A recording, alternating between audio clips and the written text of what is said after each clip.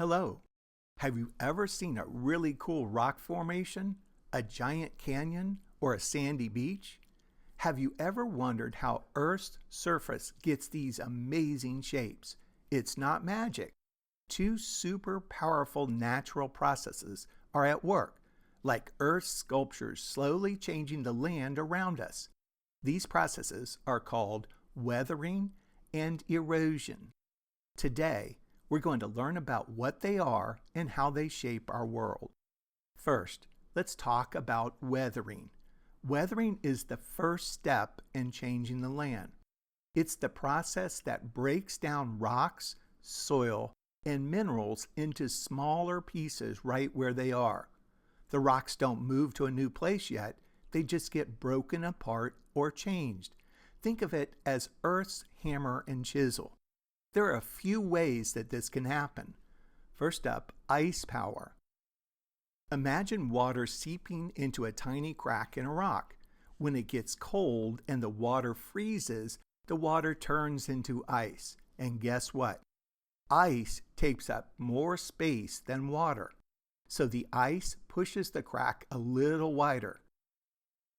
When it thaws, more water gets in, then it freezes again, pushing even harder.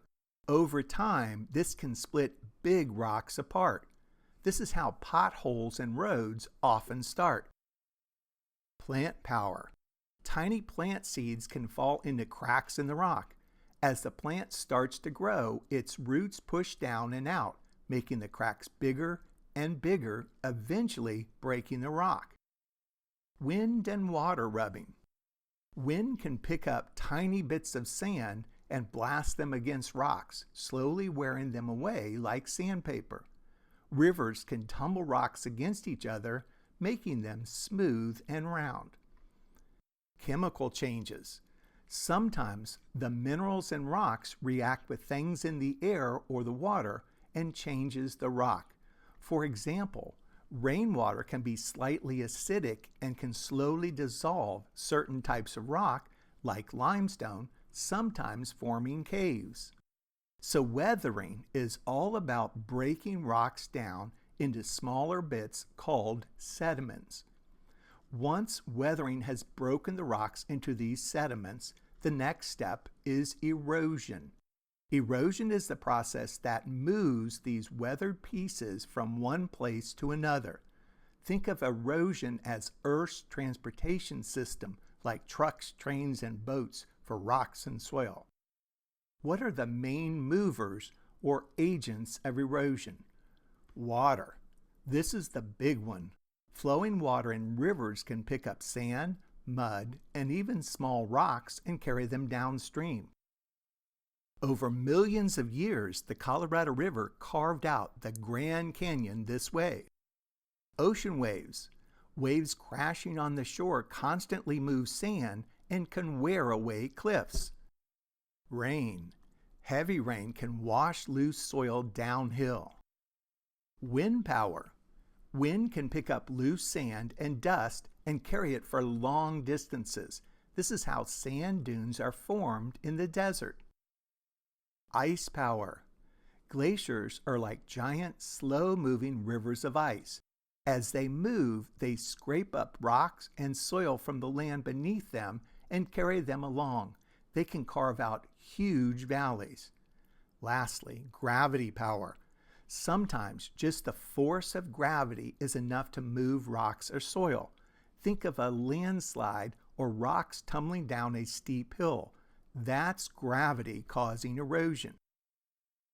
So erosion picks up the broken pieces and takes them on a trip. Weathering and erosion are like a team. Weathering breaks it and erosion takes it. They work together all the time, but slowly, surely changing the shape of Earth's surface. Remember, weathering makes big rocks small enough for erosion to carry them away. Erosion exposes new rock surfaces for weathering to start working on again. Together, these two processes create all sorts of amazing landforms we see around us, like canyons carved by rivers, valleys often carved by rivers or glaciers, beaches made of sand that was weathered from rocks and brought to the shore by waves and rivers, and deltas where rivers drop off all the sediments they've carried as they flow into a lake or the ocean. Weathering and erosion are super important. First, they create soil. Weathering breaks down rocks into tiny pieces that mix with plant and animal remains to become soil, which we need to grow food. Weathering and erosion also shape our world. They create the mountains, valleys, coastlines, and all the diverse landscapes we live in and explore. So, weathering is the breaking down of rocks, and erosion is the carrying away of those broken pieces. Together, they're like nature's artists constantly working to sculpt and reshape our planet Earth. It's a slow but powerful process that creates the beautiful and ever-changing world around us. Thank you for watching.